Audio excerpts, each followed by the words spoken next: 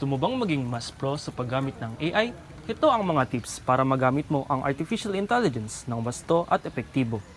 Ang AI o artificial intelligence ay isang makabagong teknolohiya na tumutulong sa atin sa maraming bagay. Mula sa paggawa ng mga gawain, pagpapabilis ng mga proseso at pagpapabuti ng ating produktibidad. Una, mahalagang malaman mo kung anong AI tool ang pinakaakma sa iyong pangangailangan.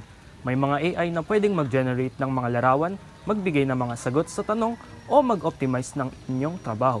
Piliin ang tool na makatutulong sa iyo. Pangalawa, maging specific sa tanong o commands na ibinibigay mo. Kung gusto mong makakuha ng pinakamahusay na resulta, kailangan malinaw at detalyado ang iyong input. Pangatlo, gamitin ang AI para sa paulit-ulit na gawain.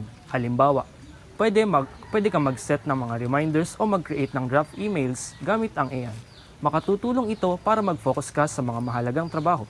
Panghuli, huwag kang matakot mag-experiment at matuto ng mga bagong techniques. Ang AI ay mabilis mag-evolve, kaya't kailangan mo ring mag-adapt at matutunan ang bagong features at updates.